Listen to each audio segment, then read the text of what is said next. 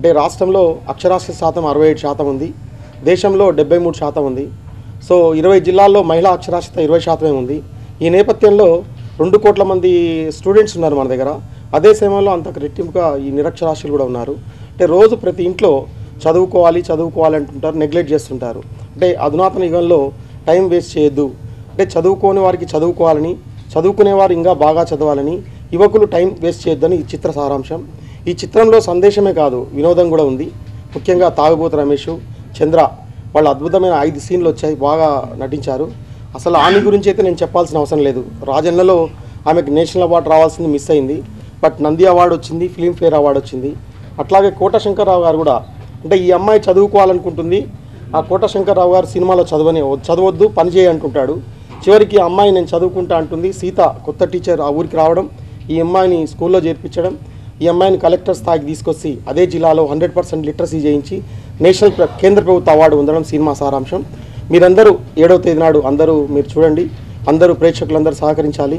మాది అందరూ చిన్న చిత్రం అంటున్నారు, మేము చదువును చిన్న చిత్రంగా భావించడం లేదు. చదువు అందరికి కావాలి. ఈరోజు మీరైనా నేనైనా ఈ స్థాయికి వచ్చి మాట్లాడగలుగుతున్నాం అంటే కేవలం ఎడ్యుకేషన్ ద్వారానే.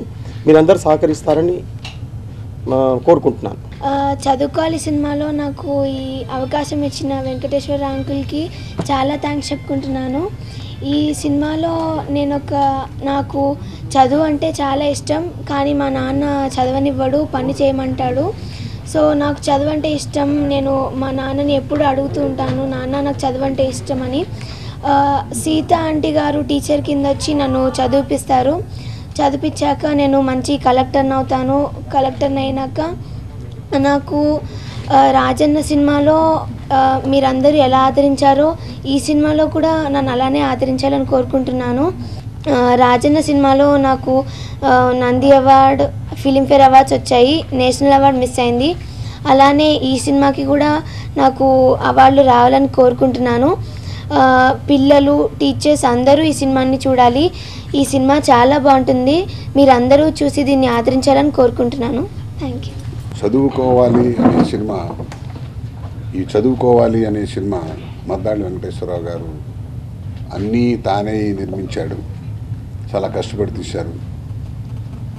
ఆర్థికంగా ఆయన ఎన్ని ఇబ్బందులు పడి తీశాడో మాకు తెలియదు, కానీ ఆ రకమైనటువంటి తేడా ఆ పిక్చరైజేషన్లో కానీ ప్లానింగ్లో కానీ ఏమీ కనపడలేదు. చాలా బ్రహ్మాండంగా ప్లాన్ చేశారు. మంచి పెద్ద సినిమా తీసినట్టుగానే రిచ్గానే కొద్దిగా ఖర్చు పెట్టే దగ్గరే వెనకాడకుండా ఆ క్వాలిటీ చాలా బాగుండాలనే ఉద్దేశంతో తీశారు.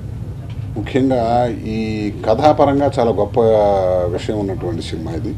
ఏదో మామూలుగా మనం రొటీన్గా ఈ కమర్షియల్ సినిమాలు, పాటలు, ఆటలు, ఫైట్లు ఇవన్నీ రొటీన్గా చూస్తున్నాం, చాలా చూస్తున్నాం రోజు. వాటికి డిఫరెంట్గా ఏదో తనకు ఉన్నటువంటి ఆర్థిక స్తోమతలో, తనకున్నటువంటి మేధస్సులో 10 మందిని కలుపుకుని జనానికి, ప్రపంచానికి ఒక మంచి సందేశాన్ని, ఒక విషయాన్ని చెప్పాలని తాపత్రయంతో ఆయన కష్టపడి తీసిన సినిమా. ఇందులో నాకు చాలా మంచి వేషం ఇచ్చారు.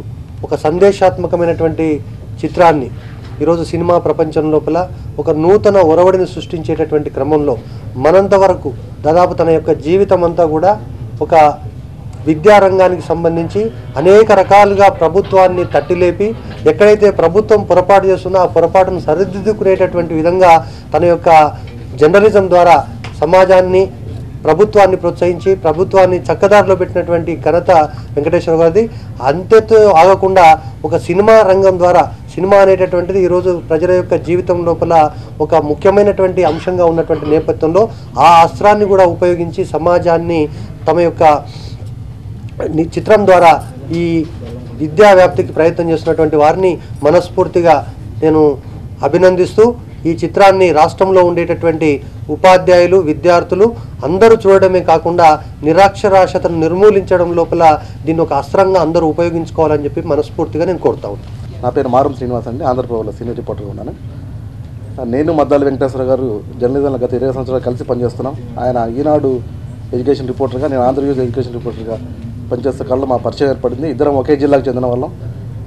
ఆయన జర్నలిజం ఇద్దరు పరిచయం ఎప్పుడు చెప్తుండేవాళ్ళు, నేను ఓ సందేశాత్మక చిత్రం తీస్తాను, అది అవకాశం ఎప్పుడు వస్తుందో తెలియదు కానీ ఖచ్చితంగా తీస్తాను, నీ సహకారం ఉండాలి, నువ్వు కూడా దాంట్లో నటించాలని అంటుండాలి. సో తన కళ ఇప్పుడు నెరవేరింది. ఈ సమాజంలో నిరక్షరస్యత నిర్మూలనకు ఈ చిత్రం ఎంతో ఉపకరిస్తుంది. ఈ చిత్రం విజయవంతం కావాలని సమాజంలో ప్రతి ఒక్కరు చదువుకున్న వాళ్ళు, చదువుకోలేని వాళ్ళు, అధ్యాపకులు, ఉపాధ్యాయులు అందరూ చూసి ఆనందించడంతో పాటు ఈ చిత్రాన్ని విజయవంతం చేయాలని మనస్ఫూర్తిగా కోరుకుంటూ సెలవు తీసుకుంటున్నాను.